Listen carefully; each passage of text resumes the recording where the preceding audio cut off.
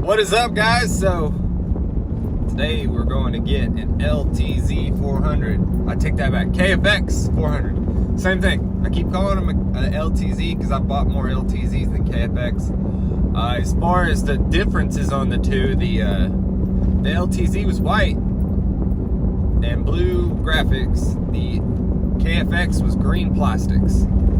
I think some of the years had different suspension, but from like, I don't know, like 04 to 08, 09, maybe 2012, Kawasaki and Suzuki actually merged, and they're the same machine.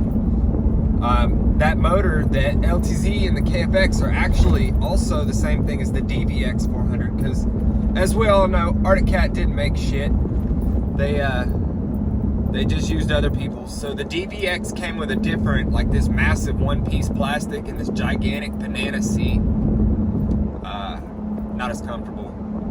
But they're the same engine internally completely. So if you needed parts for an LTZ, you can use KFX, DBX. You just gotta make sure they're the right year models, because I think 2012 they went to fuel injection, but I don't think the KFX was made after that. I've never bought those newer ones.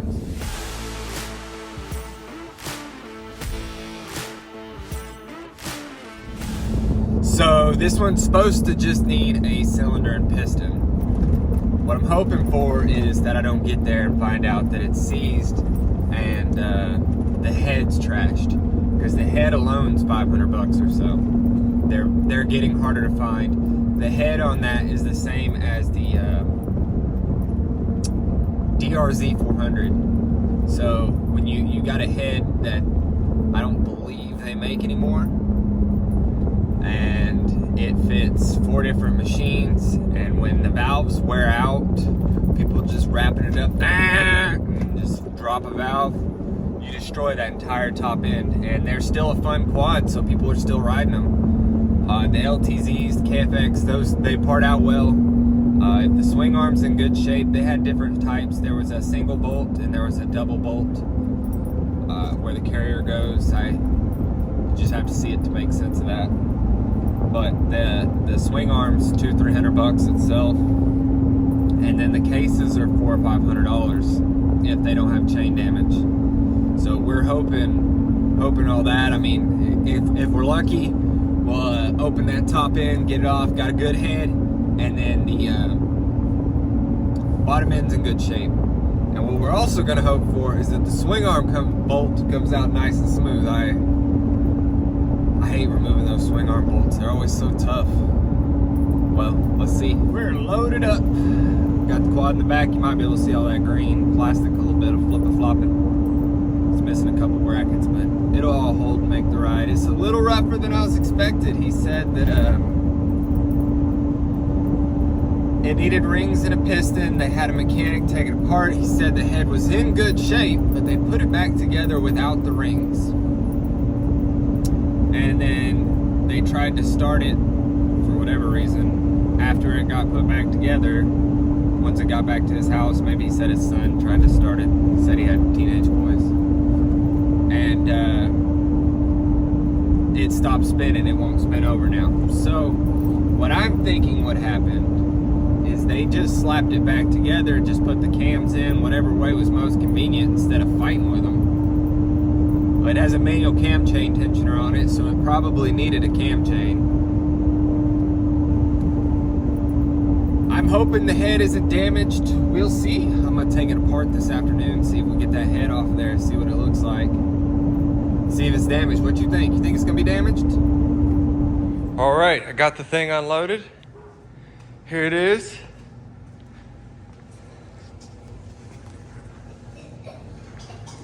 Step around the trailer here. I'm gonna pull this head off today and see. He claimed that the mechanic took it apart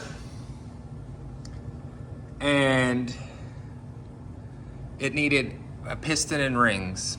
They put it back together like this without the rings in it, and for whatever reason didn't do the repair, which is kind of odd considering it's not that expensive to do a piston and rings on this. I think you can get a whole top end kit for $350 from Cylinder Works maybe.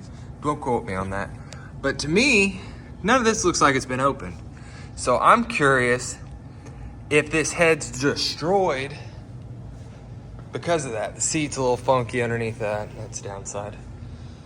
But we got these side plastics. If I remember right, the LTZ ones are actually a little difficult to get a hold of. So because of that, when I got there, he had told me that after they got it back, they tried to put it together and start it again, and the engine won't turn over anymore. So I'm pretty sure it's locked up because the cylinder head's damaged. I'm almost willing to bet that all of that's destroyed. I ended up getting it for $360 afterwards because of that, because it wouldn't turn over. And honestly, I believe that head's damaged. We'll be in good luck if it's actually not damaged. So let's get it taken apart and see what it looks like.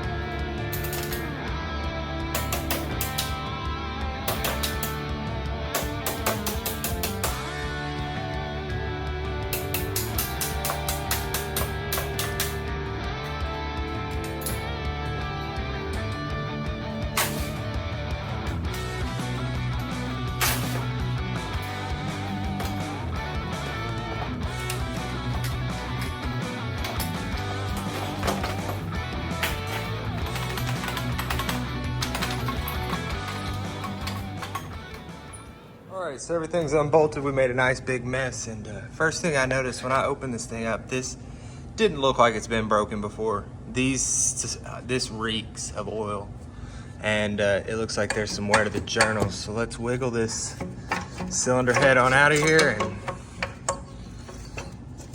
see what she looks like. Well, see, that dude, I guess he wasn't lying. Its head has some damage, but nothing super major. The journals seem to have a little bit of wear. I need to run it through the parts washer to know for sure. But I honestly, I think that was somebody stuck it back together a little bit wrong and then turned it over. Said there's no rings in it, but it's still nice and tight. Now it doesn't want to move. Maybe the crank.